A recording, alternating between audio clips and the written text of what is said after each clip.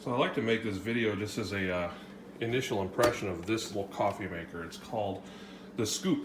It's by Hamilton Beach, and I really kind of dig it. I've already made probably 6-7 cups of coffee with it, and I'm really happy with the results that I've gotten out of it.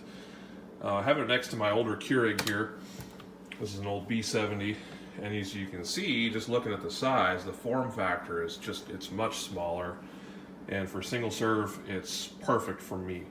So what makes this the Scoop is it has this little scoop here, and it has one line there on the stainless steel that you can see, and then the top of the stainless steel is the large cup. So, and the way it works is real simple. You have this little top that lifts off here, and you scoop, or just put your coffee into that, and then close it down. And it closes down with authority. I like that. And then you pour your water into a little reservoir up here, and I don't know how well you can see. Yeah, it's got an 8-ounce line and a max line.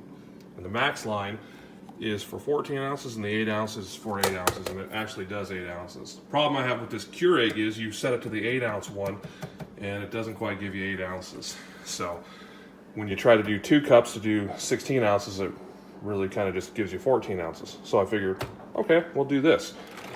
So it has this, the Scoop, which has it's a little bit wet because I just used it. It has the primary filter in it, which is a pretty fine mesh. It's not the finest mesh, so you wouldn't want to use like super like espresso coffee grounds in here. And then you have a secondary filter, which has a little bit finer mesh, and that does not feel metal. It feels more like just plastic mesh. And then it has a filter well, which is removable. So this is what allows it just to have one stream coming out and not make a big huge mess on the countertop.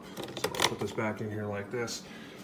And then another feature this has, so this does 2 sizes. It'll do 8 ounces or 14 ounces. So if you're gonna do 14 ounces, you just put your travel mug right here. If you wanna do just 8 ounces, you can actually pull this little thing out and just tuck it in like that. And then you have a nice little rest to put your cup on. So, okay. And then as far as simplicity goes, it has 2 buttons. Regular and bold. And on regular, it's just a regular drip style coffee. So if you're gonna just make some, first wave type coffee, you would just use the regular setting. And I just hit the button there. And as you can see, since I have no water in it, the little light flashes and it doesn't do anything. So it will not brew if there's no water in it. And then of course it has the bold setting. And the bold setting makes it work a little slower. So it slowly pours the water over the coffee. I think it lets it bloom in there a little bit, and then it continues on. So it takes a little longer to brew a cup of bold coffee, but I guarantee you it's worth it. So this is my favorite coffee, Black Rifle Coffee Company. That's my go-to here. So I'm gonna go ahead and make a pot, I should say. I'm gonna make a cup, and we'll see how it goes. All right, so here we are. And real quick, before I get into this process, I just wanted to kind of show a couple of different methods I use with my Keurig to make ground coffee.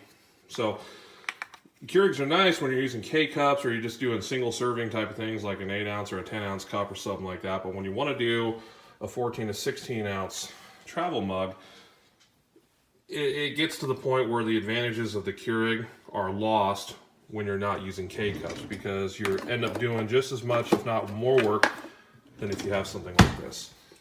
Now I've already loaded my little scoop thing here with my favorite.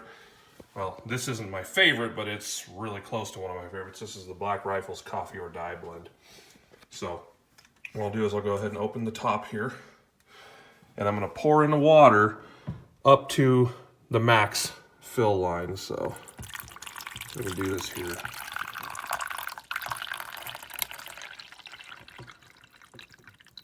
We have pretty hard water at our house, so I'm using filtered water. It's a little easier on the components. Okay, so that's about it. See, it's right there at the max fill line. Okay.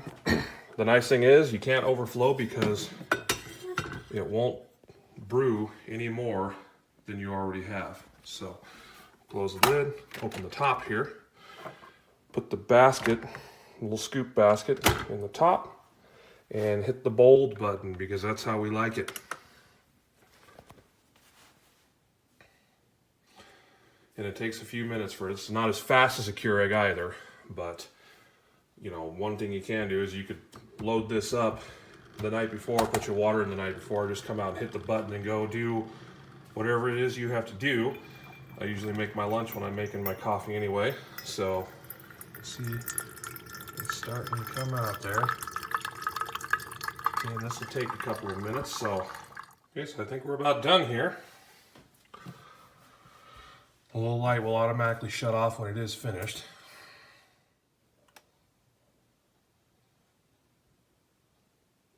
Okay, the light's off. Let's see what we ended up with. I filled that pretty close to the top, so about, this is a 16-ounce container. Put 14 ounces in there, so that's good. So let's see what it's like.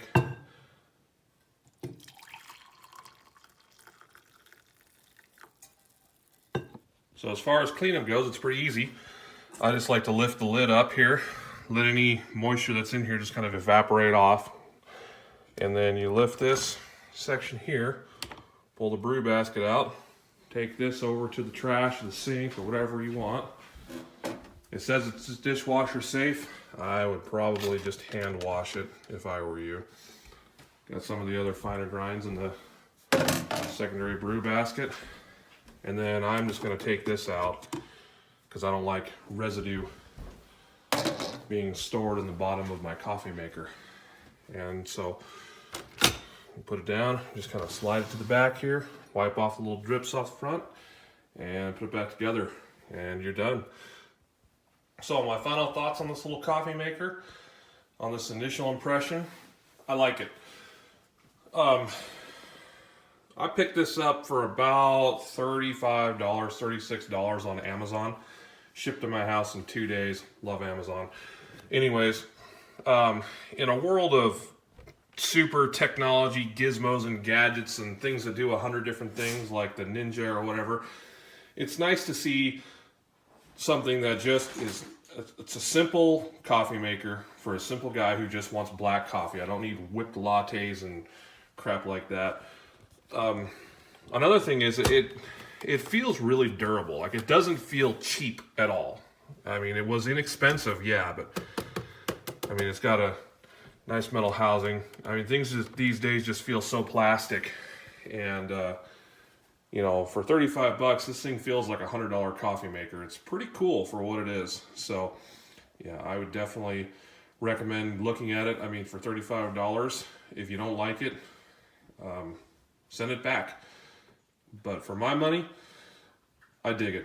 I really like it.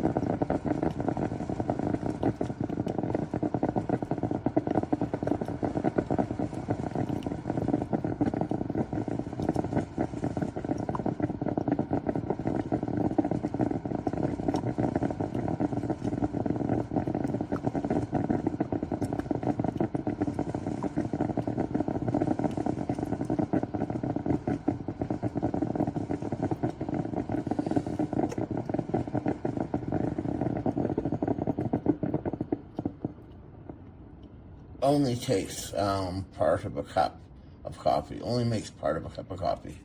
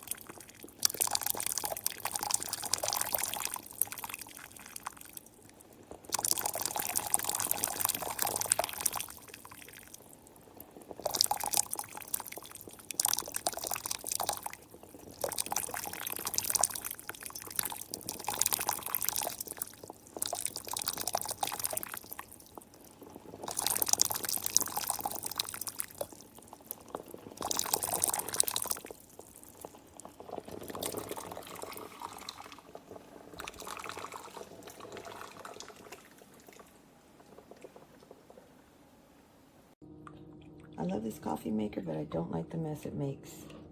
I put these napkins down to show all the splashing it does on your counter. So yeah. This especially happens when you use a taller or traveler size mug or cup. I don't see as much splashing on the counter when I use a smaller cup where the tray is elevated.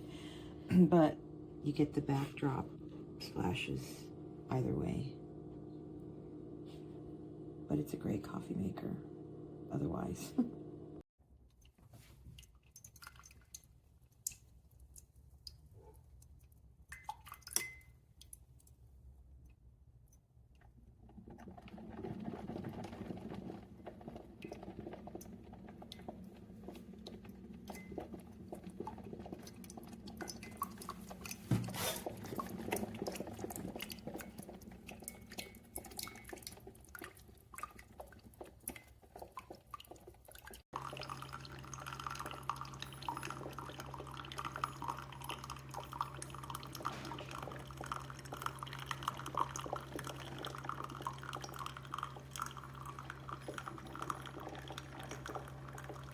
Dry this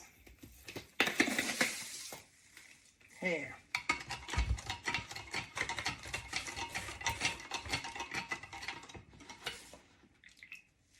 I will tell you how that coffee came out.